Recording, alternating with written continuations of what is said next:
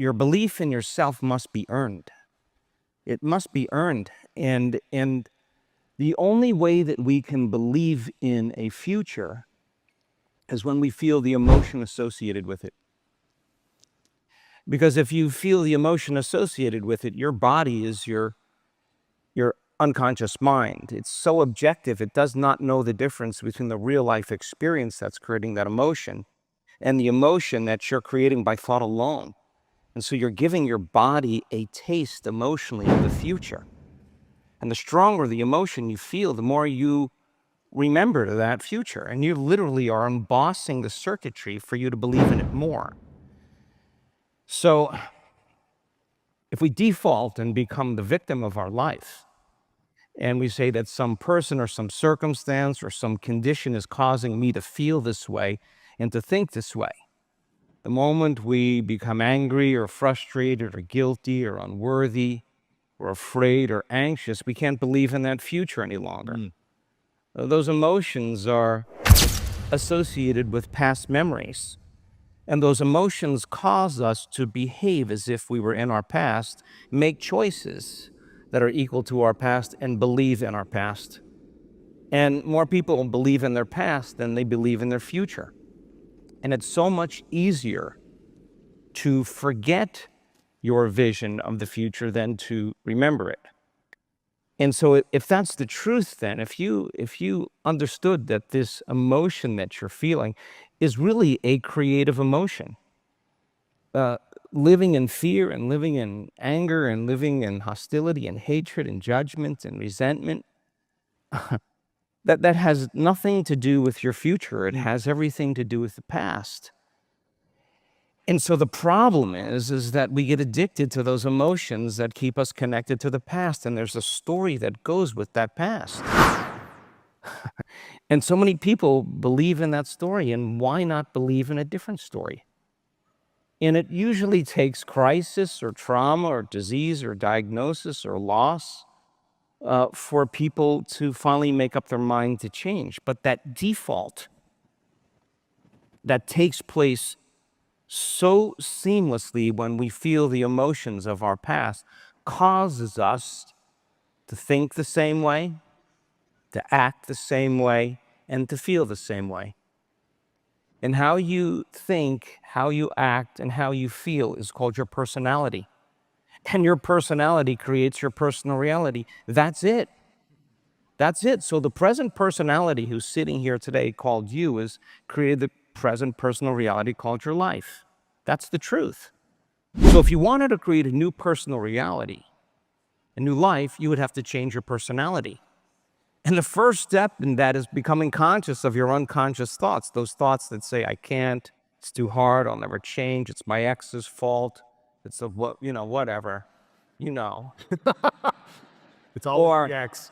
Or if you really truly wanted to be a happy person, you would have to stop complaining. You would have to stop blaming, you'd have to stop allowing your environment to control how you're feeling and thinking.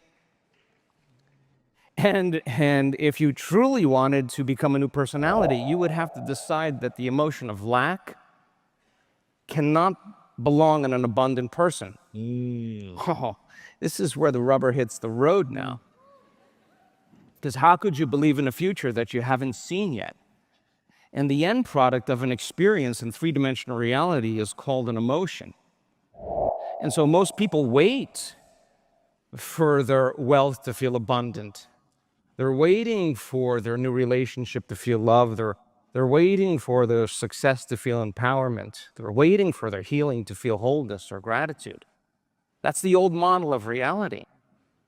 So then you got to trade that emotion of your past, and that story's got to go with it. And when you overcome your emotions, you master your creations. And that's freeing the body from the past. So the person who wants to become wealthy, they got to romance wealth. Romance it. They have to romance it. And you have to start thinking about how a wealthy person would think, how a wealthy person would act, how a wealthy person would feel. And you would have to become that personality. And that personality really should begin to create some change in your personal reality, the synchronicities that are parking spaces, not that stuff. But the bigger stuff that would stretch your belief so that when you see the synchronicity, all of a sudden you're like, oh my God, I created that.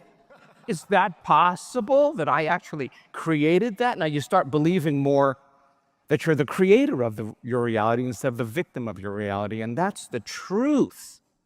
And you cannot experience that truth unless you step in the realm of creation.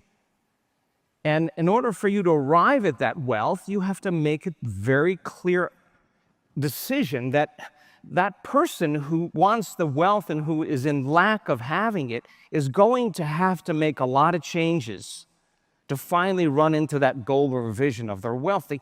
You can't create a new personal reality as the same personality. You got to become someone else. That means you got to give up some aspect of those unconscious thoughts, behaviors, and emotions that are programmed because we do them so much and think that way.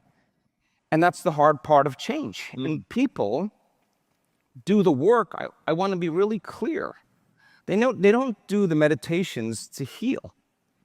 They do the meditations to change. And understand that when I change, my body will change. My life will change. That's the experiment they're involved in. So this energy, this feeling that you have, the fundamental question is, when you leave this place, can you take it with you every day? Could you remember this feeling, and could you bring it up on your own? Now you're becoming the creator of your life, because now you'll believe more in that future and less in your past. And then you'll default, just like we all do, but how many times do you have to forget until you stop forgetting and start remembering? That's called the moment of change. And that's catching yourself from defaulting seamlessly back to that old personality that has been programmed for us to be victims. That if you say to someone, why are you so unhappy? Why are you so mad? Why are you so angry? Oh, it's that person, it's that circumstance that's causing me to feel this way and think this way. Well, that's an unconscious program. A person is saying that someone in their outer world or some condition is controlling. It's controlling their feelings, controlling their thoughts. Anything that's controlling us, we're victims to. And that's got to change. So then, to overcome victimization is worth more than all the wealth in the world, because that's exactly what creates the wealth. That's exactly what creates the health. It's the overcoming process that is the becoming process, and that's how you arrive at that vision. And this energy is the energy that takes you there. And you got to be able to bring that up on your own. That means you got to come out of your resting state. And that when coming out of your resting state and not allowing or waiting for someone